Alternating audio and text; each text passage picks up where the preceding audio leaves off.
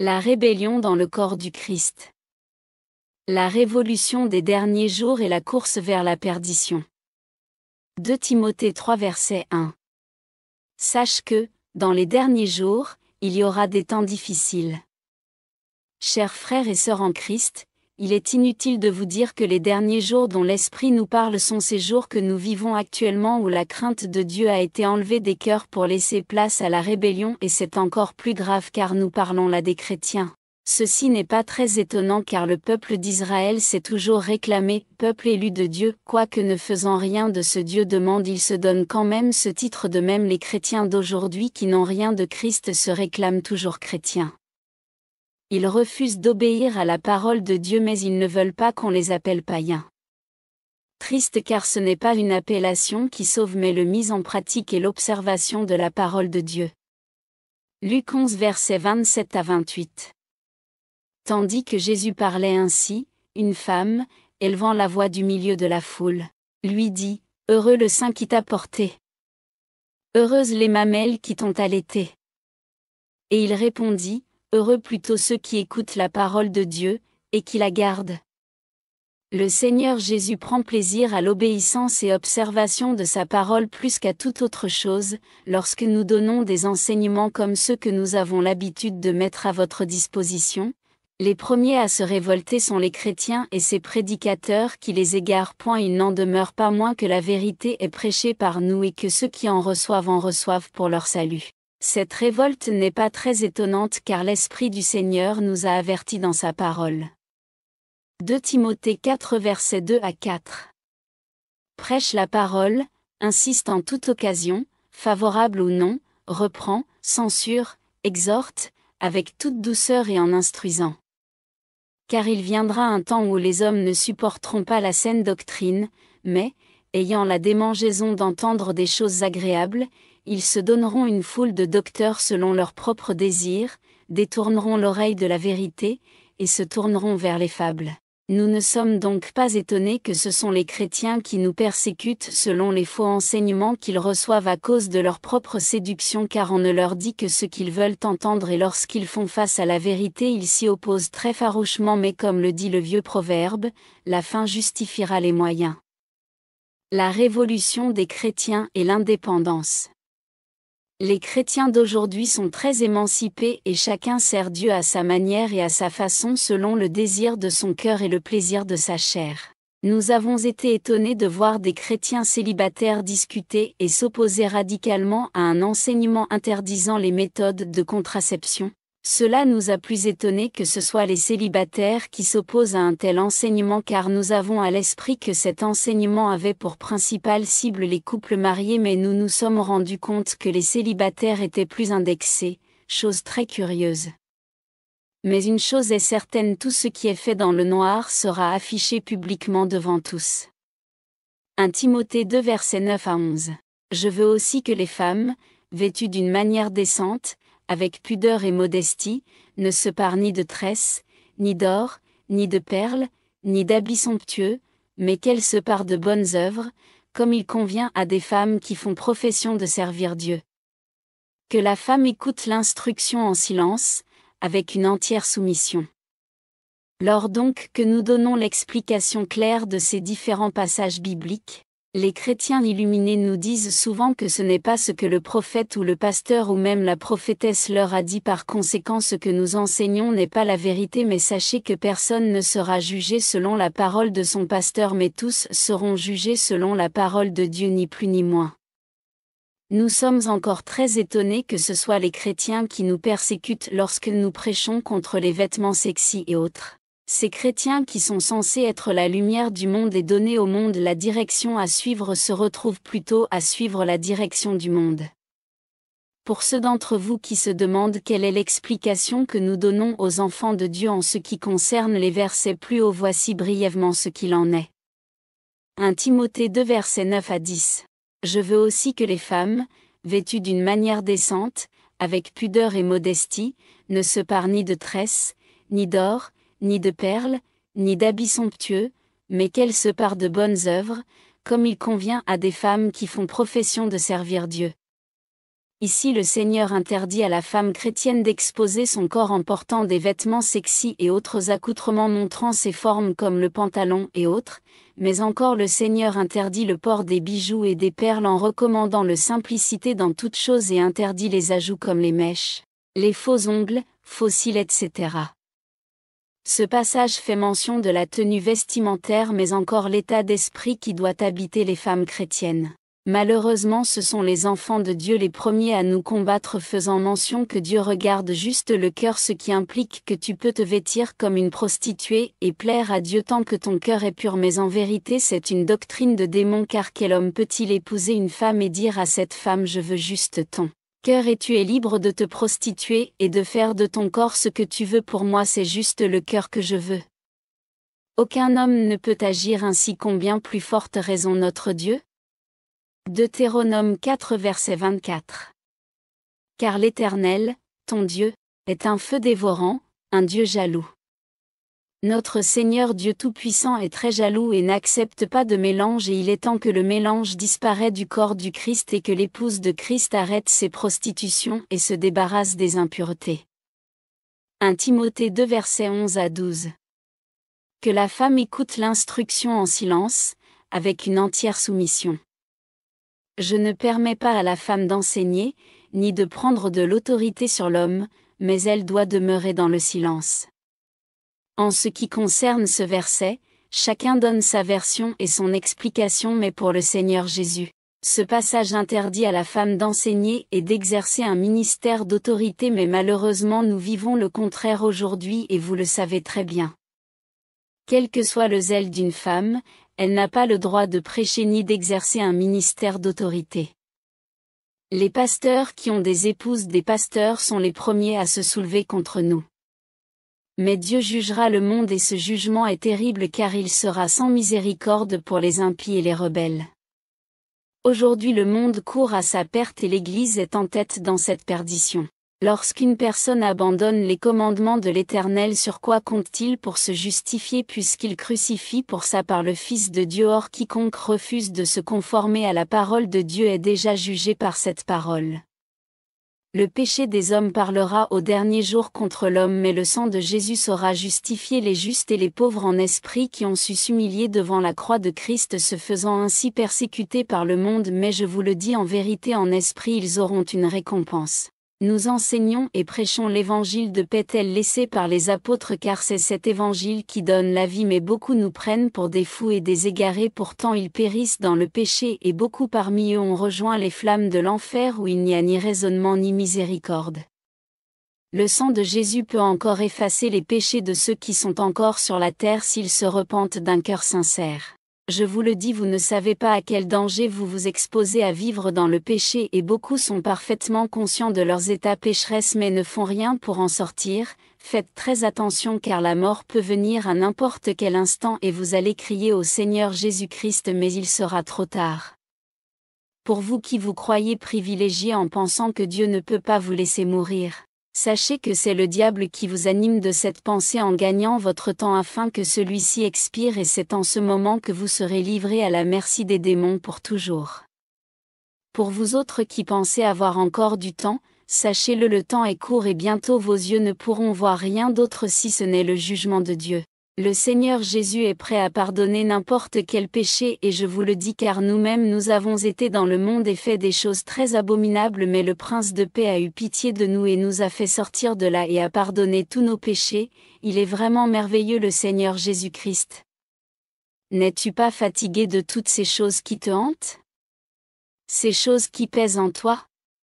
N'es-tu pas fatigué de vivre cette double vie? N'es-tu pas fatigué d'être trahi par le monde? Jésus te tend la main maintenant par ce message et son amour pour toi est immense, lui il ne te trahira. Soyez bénis. Amen, amen. Le suicide, les pensées de suicide, la dépression. Les esprits de suicide sur la terre. Il y a des moments dans l'existence de tout être humain où la vie va à l'encontre de notre volonté et s'oppose à nous d'une manière extrême, et à ceci vient souvent le découragement, le désespoir, la dépression, les pensées de suicide pour certains et pour d'autres le suicide. Ces choses arrivent très fréquemment et se multiplient davantage, surtout en cette fin de temps où des millions de démons ont été relâchés pour détruire et frapper l'humanité, et tout ceci n'est que le résultat des péchés que commettent les hommes tous les jours sans une repentance sincère devant Christ, le Seigneur. Les esprits de mort ayant la particularité de donner la mort par le suicide ont été envoyés sur la terre pour torturer et achever les humains en prenant un plaisir sadique dans les suicides des hommes et des femmes qui tombent dans leurs filets sans pouvoir se relever. Ces démons prennent un malin plaisir à pousser les hommes à la dépression et au suicide puis les conduire dans le débordement des flammes de l'enfer.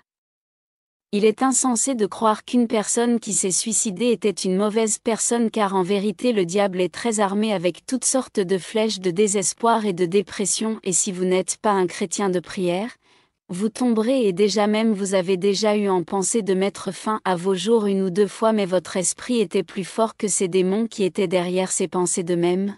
Ceux qui se suicident ne le font pas d'eux-mêmes, mais c'est juste l'esprit qui a été affaibli par les situations qui se sont présentées devant eux. Derrière chaque pensée de suicide se cache l'un de ces démons prêts à en découdre avec vous pour vous conduire en enfer, et toutes les fois que vous avez échappé, c'était par la grâce du Seigneur Jésus-Christ et non par vous-même. Prions pour les dépressifs.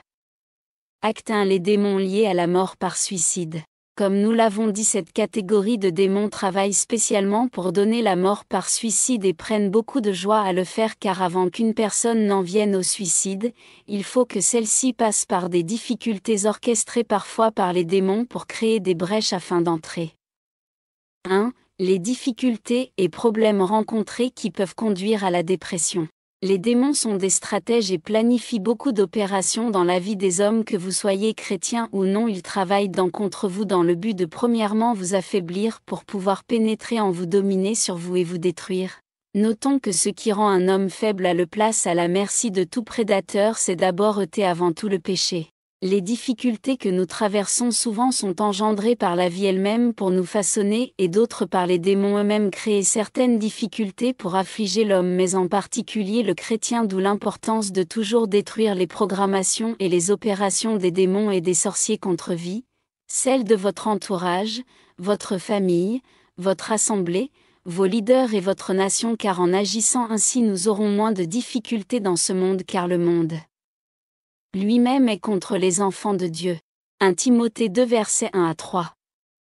J'exhorte donc, avant toute chose, à faire des prières, des supplications, des requêtes, des actions de grâce, pour tous les hommes, pour les rois et pour tous ceux qui sont élevés en dignité, afin que nous menions une vie paisible et tranquille, en toute piété et honnêteté.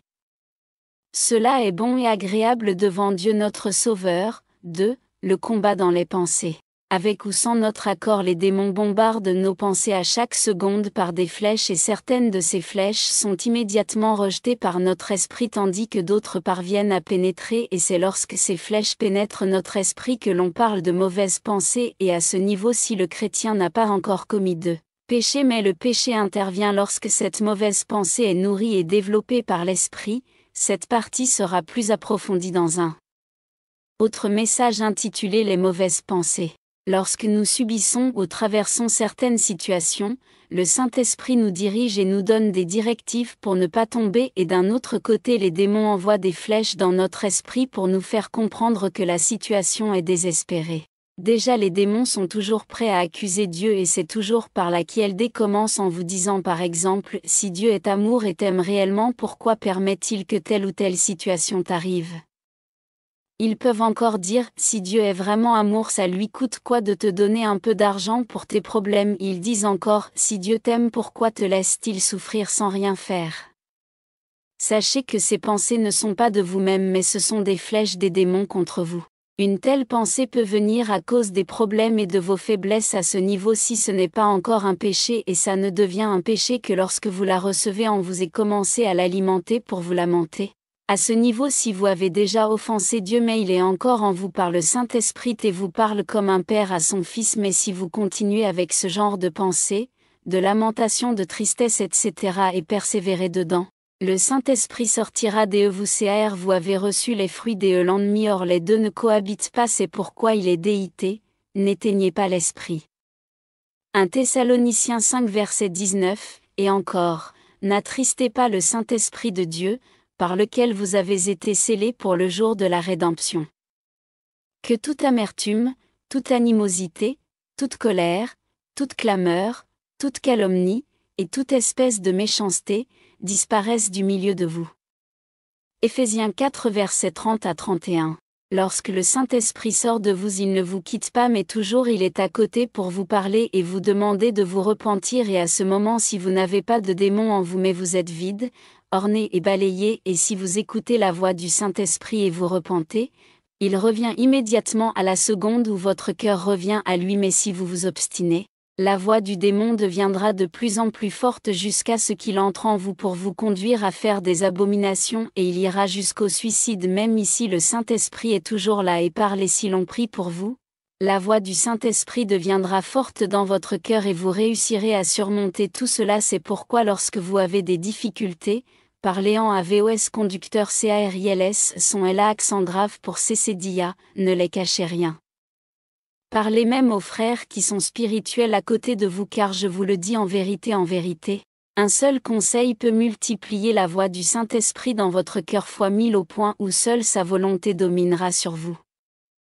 Mais si vous êtes orgueilleux et pensez que personne ne pourra vous aider, c'est là que le démon se fortifie et le cri de désespoir augmente, et jusqu'ici le Saint-Esprit est toujours là, il n'abandonne jamais, et c'est seulement lorsque vous allez passer à l'action du suicide qu'il partira, car il ne peut rien pour les morts. Acte 2. Le suicide et ses conséquences. Sachez que tout suicide vous conduira en enfer, et croyez-le, les démons cachés derrière ce suicide n'auront pas pitié de vous et ne manqueront pas de se moquer de vous convenablement avant de vous torturer jusqu'à ce que vous soyez jugés au dernier jour pour la géhenne. 1. Les pensées de suicide. Toute pensée de suicide est une offense à Dieu qui vous a donné le souffle de vie gratuitement, et peu importe les difficultés, vous n'avez pas le droit de penser une seule seconde vous ôter la vie, et si vous le faites, vous subirez les conséquences quel que soit votre âge et votre religion. Repentez-vous et demandez sincèrement pardon à Dieu pour toutes les fois où vous avez pensé à la mort et au suicide. 2. Suicide pour les païens. Il est vrai, les païens aussi sont très à ces choses, mais croyez-le, l'esprit de certaines personnes sont très forts et parviennent à gérer ce genre de cas facilement, tandis que pour d'autres, tant bien que mal, ils finissent par céder. Déjà, l'esprit de l'homme en soi est fait pour lutter farouchement contre tout attentat de la vie, et c'est à cause de ce privilège que beaucoup s'en sortent, mais quoi qu'il en soit, la fin des païens et de tous les pécheurs, c'est l'enfer s'ils ne se repentent pas avant la mort. Venez à Jésus-Christ maintenant avant qu'il ne soit trop. Repentez-vous de vos péchés, abandonnez-les et dépouillez-vous. Acte 3. Comment s'en sortir face aux moments difficiles? Déjà, nous l'avons dit plus haut, c'est la prière qui fortifie l'esprit d'une personne afin de lui permettre de ne pas tomber. Marc 14 verset 38. Veillez et priez, afin que vous ne tombiez pas en tentation, l'esprit est bien disposé, mais la chair est faible. L'ennemi travaille dans les moments difficiles pour vous faire croire que le Seigneur vous a abandonné, mais ceci est faux, car il nous a dit cette parole, Matthieu 28 verset 20, et voici, je suis avec vous tous les jours, jusqu'à la fin du monde. La lecture de la Bible est très importante dans les moments difficiles ou non. Lisez 150 psaumes lorsque vous êtes triste ou traversez des moments difficiles, et vous verrez comment des forces vous seront données par le Père. En tant que serviteurs de Dieu, nous subissons plusieurs attaques de l'ennemi, et sans la prière et la lecture de la parole de Dieu, il nous est impossible de supporter. Le jeûne fortifie l'esprit et donne l'accroissement à l'esprit en nous. Acte 4, l'année 2024. L'année 2023 sera une année meurtrière et sanglante, mais aussi une année durant laquelle il y aura beaucoup de suicides. C'est pourquoi levons-nous et prions. Que Dieu vous bénisse. Amen.